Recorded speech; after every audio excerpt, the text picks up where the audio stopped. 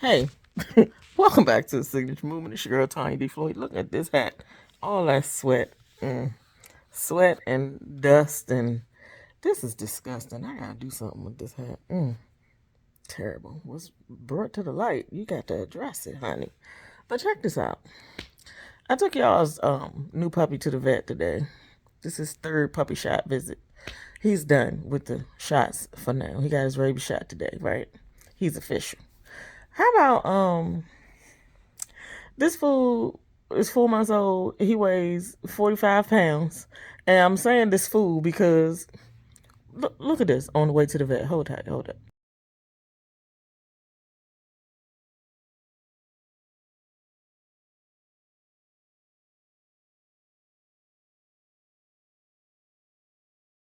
All right, so this y'all boy in the car having an anxiety attack the whole way to the vet. It's like 30 minutes away, right? Then when we get there, he gets out the car. I had to drag him out the car because he acted like it's too tall. I don't even know how I'm going to jump out of here. I just can't. 45 pounds worth, right? Okay, I stopped picking him up when he was 24 pounds, like 2 months ago. Last visit, October 19th or 17th, he was 30 pounds. Now he's 45. Okay? Anyway, so I get him out the car, and he wants to walk around and sniff all the grass. We at the vet, so you know all the other dogs and cats. Anything that walk past it and already peed in that grass, he wants to smell it. All the patches. So we did all that. Then we get to going in the door, and he's smelling that floor. As soon as we get through the second door to the main place where the people at the countertop looking like, oh, look at the cutie. He's so nice. Da, da, da, da, da. Just one dog to the right, one dog to the left. Ain't nowhere to go. So Big Puppy wants to assert himself and like, hey friends, hey, let's play. You can see it, his whole demeanor was just like, yay, I got friends. Ain't nobody come here to see you, Koda. So anyway, we get to the desk, check in and everything. I finally got him to sit down and chill, but he's still in that hype stage and he don't know he big.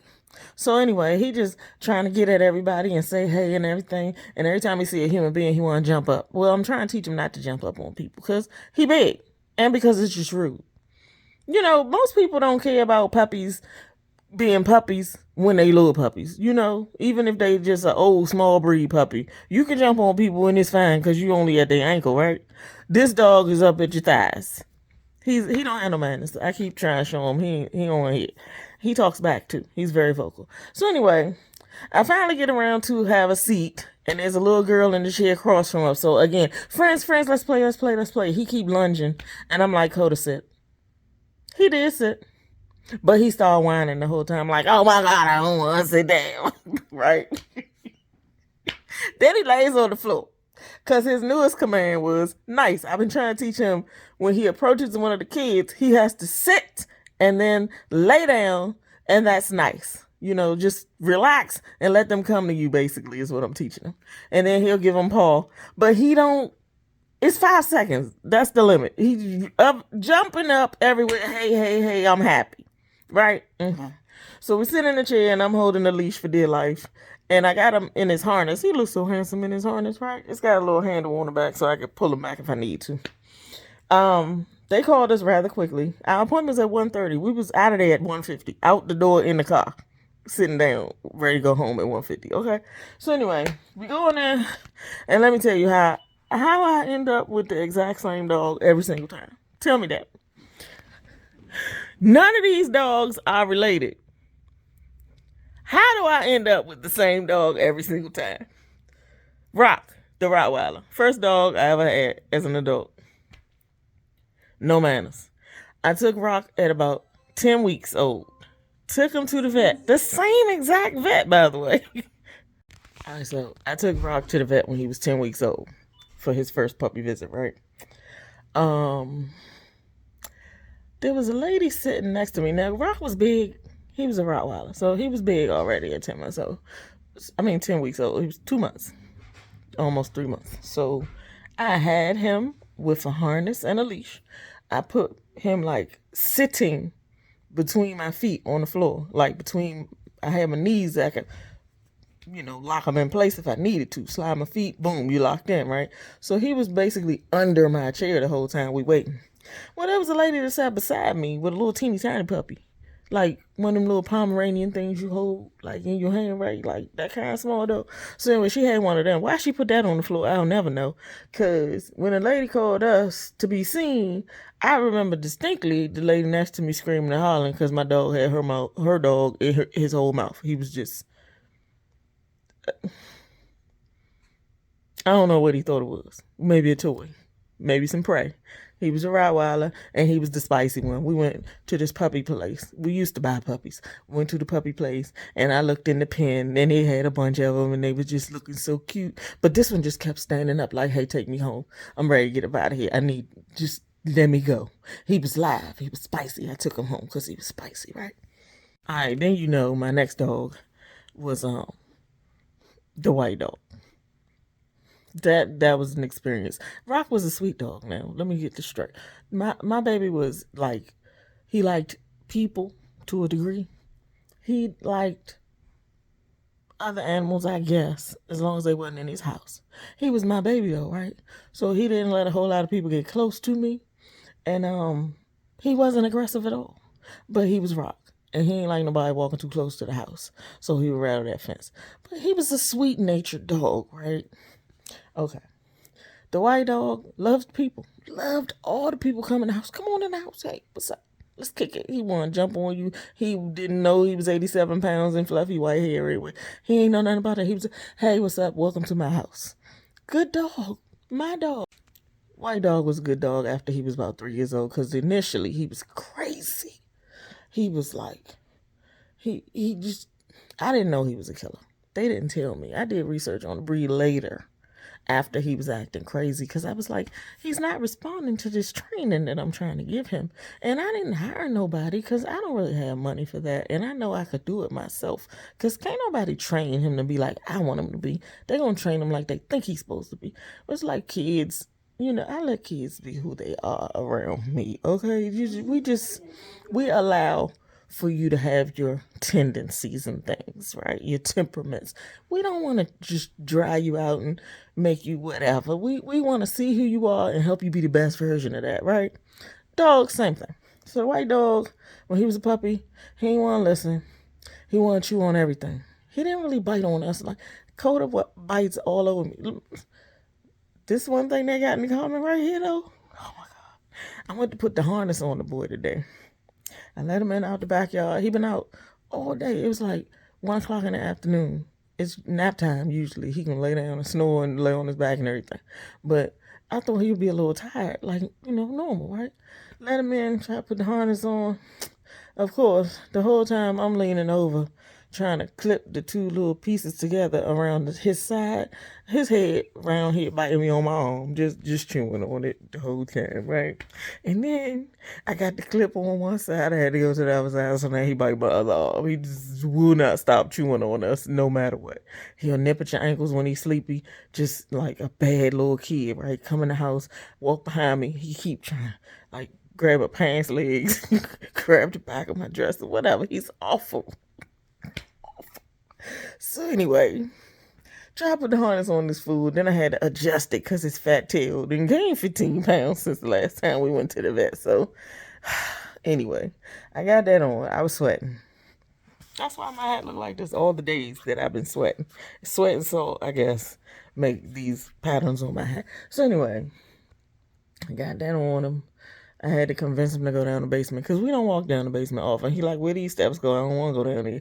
Then he remembered, and then we had to get him in the car. I ain't getting up there. I ain't jumping up there. I don't want to get up there. I don't want to get in there. I don't like it. Get in there. He cried the whole way to the vet. But anyway, it's when we got into the room with the veterinarian that was the issue. Like, did I tell y'all? I know I told y'all, but let me remind y'all about that time I took the white dog to get his rabies shot. And I used to get him the three-year rabies shot on purpose because I will not be taking no killer through the store where they give the shots, where other dogs might be, and people and stuff, and treats and everything. He stole stuff at the register, everything. He was awful. But I took him to the vet, and he had to get his shots, and the nurse didn't ask permission to touch him. He was trying to bite her. They put the muzzle on him and everything. But Koda gets to the vet today, and he loves everybody. So we get in the room, and the little teeny lady, the 100-pound lady, wants to you know, give him like a bear hug kind of. They usually pick him up and put him on the counter. He's too big. He can't do that anymore. So she was hugging him on the floor, crouched down, next to the wall, trying to make sure his head don't swing around and bite the vet when she trying to give him these shots. But every time that vet lady, who's another 100 pounds, maybe 110, every time she tried to pinch that little skin to put the needle in it, Koda swung around by, hey, what you doing? What you doing? We not doing that. So they had to give him some of these biscuit treats or whatever to distract him. He ate it in 2 gulps.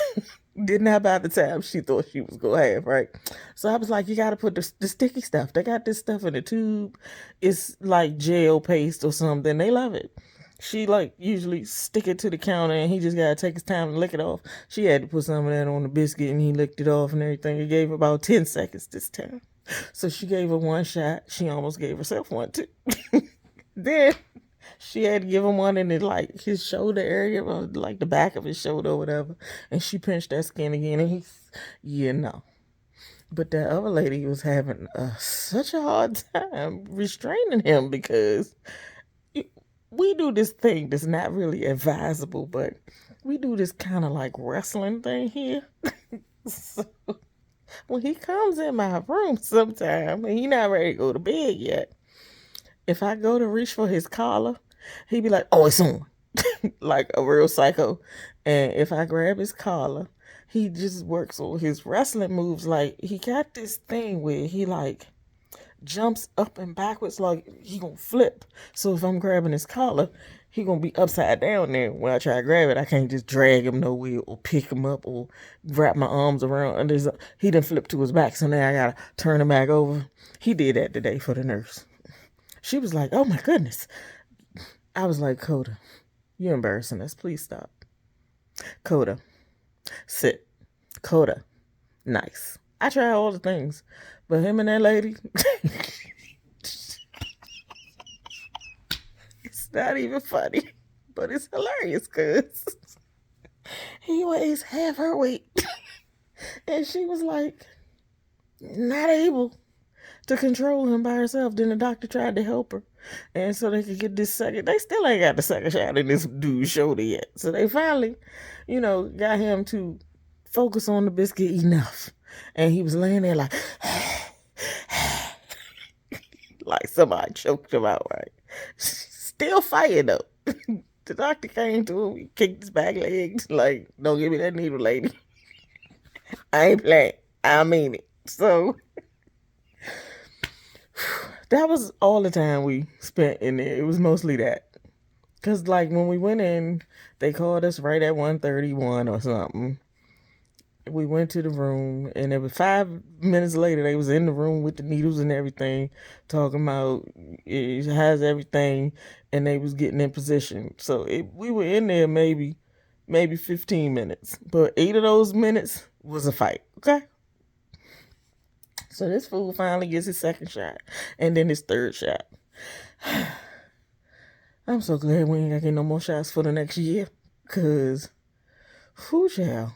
I got some work to do before we get to that point. Because ain't no way. Ain't no way. So, yeah, he got 1 year for this first rabies shot. And then he can get his 3 years. He going to be just like the white dog. Every 3 years. Unless something wrong. We not going to the vet unless something wrong. Because it's a whole thing. A whole thing. Whew. And then, after everything was over, he was licking on everybody. He kept jumping on them. He licked the lady face up. Oh, it was terrible. They like 5 feet, 5'2". He big. I felt bad. But when she was printing out my receipt, the nurse was like, he doesn't have any bad intentions. He's a sweet boy. I wouldn't have been like that if somebody else's dog manhandled me that way. It was embarrassing. Like, how the hell I get the same dog again? How? I'm telling y'all, the white dog, for literally 3 years, he tormented us.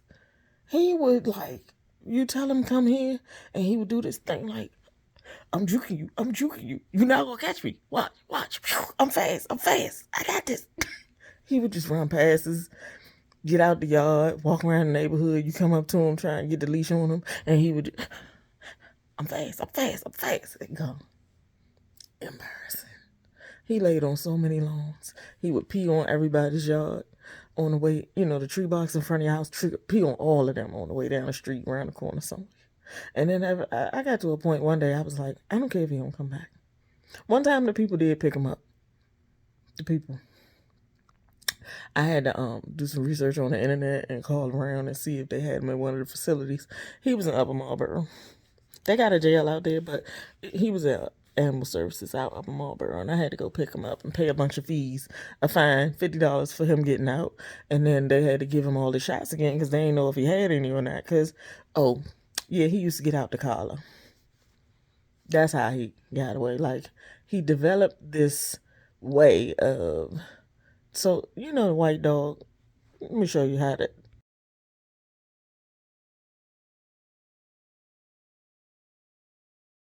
Okay, so he had that big mane around his neck. We could never quite tell when the collar was tight enough, and we were scared it was going to be too tight, and that's how he got us.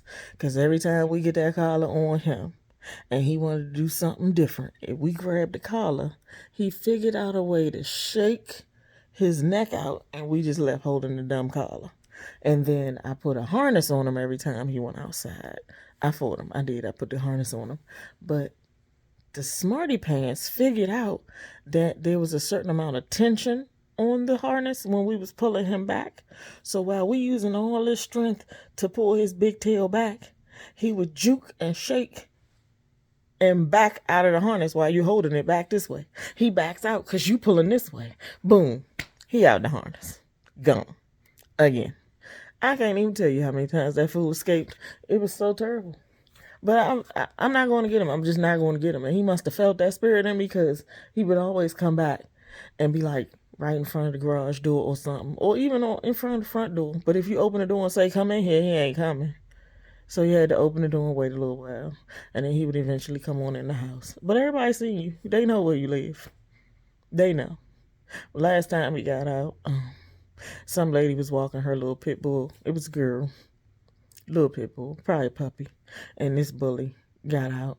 And he kept nipping at her, like, her hind legs and her hips and stuff. He was just biting at her back. Why?